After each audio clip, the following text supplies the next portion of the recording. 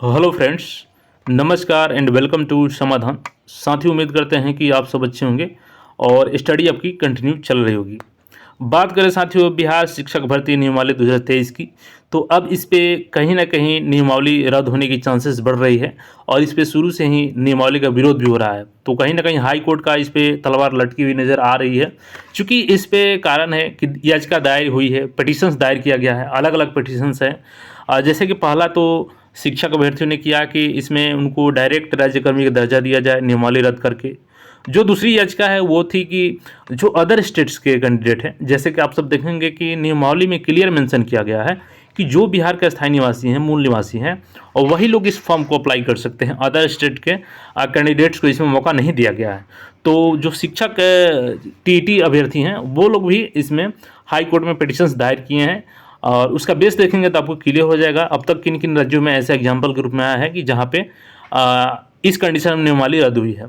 जो तीसरा अपडेट से यहाँ पे कि जो सीटेड जुलाई वाले छात्र हैं, चूंकि पहले इनको प्रेस कॉन्फ्रेंस में बताया गया, दिलासा दिया गया कि आप सबको भी मौका दिया जाएगा जैसे बीएड को दिया जा रहा है, लेकिन नोटिफिकेशन आती है और उसमें बिल्कुल इसके विपरीत इनसे बोला जाता है कि आपको सीटेड पास होना अनिवार्य है, जो बिल्कुल कहीं से सही नहीं है। इनको मौका तो जरूर मिलना ही चाहिए। आगे इस पर हम लोग बात करेंगे कि छात्र अभी कहाँ कहाँ मिल रहे हैं, क्या इस पर अपडेट है।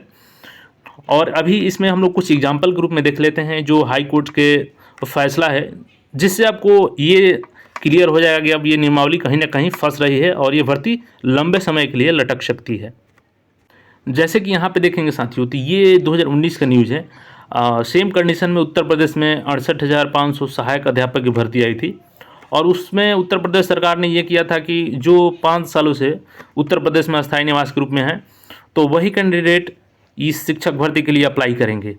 और शिक्षक अभ्यर्थी जो दूसरे स्टेट के थे, उनका यूनियन जो था शिक्षक भर्ती संघ का, तो उन्होंने इलाहाबाद हाई कोर्ट का रुख किया और वहाँ पे पिटिशंस दायर किए, जिसमें इलाहाबाद हाई कोर्ट ने वहाँ पे फैसला दिया कि चूँकि ये संविधान के खिलाफ है, चूँकि आर्टिकल 16(3) का यहाँ पे क्लियर मेंशन किया गया है। अभी हालांकि पेपर थोड़ा धुंधला है, यहाँ पर आपको दिखाई नहीं देगा, तो मैं दूसरा न्यूज़ इसी का दिखा देता हूँ।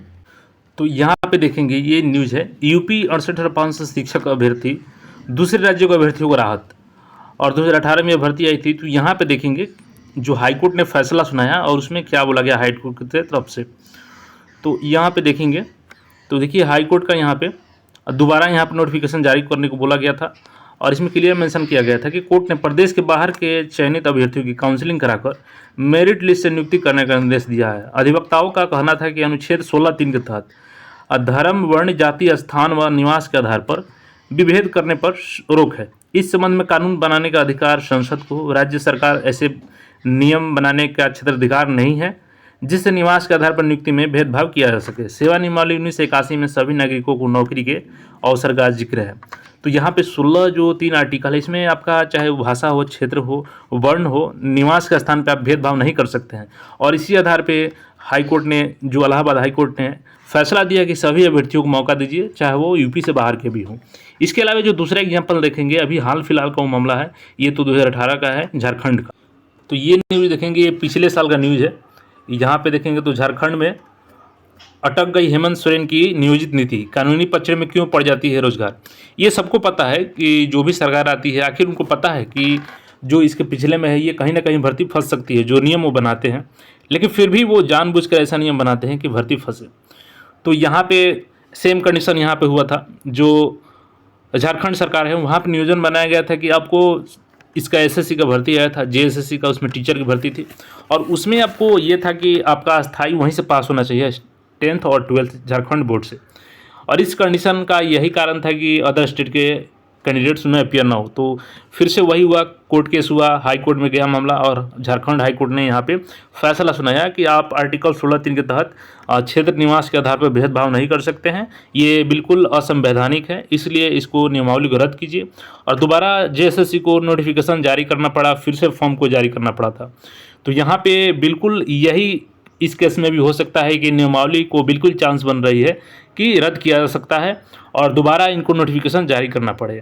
अब रही बात सीटेड जुलाई वालों की, तो सीटेड जुलाई वाले लगातार अलग अलग मंत्री से, विधायक से मिल रहे हैं, मुख्यमंत्री, उप मुख्यमंत्री और यहाँ पे चीफ सेक्रेटरी शिक्षा विभाग, उसके बाद से आपके जो यहाँ पे शिक्षा मंत्री हैं, सबसे मिल रहे हैं, लेकिन अभी तक कोई फैसला के पास नहीं पहुँच पाया है ताकि इनको मौका दिया जाए।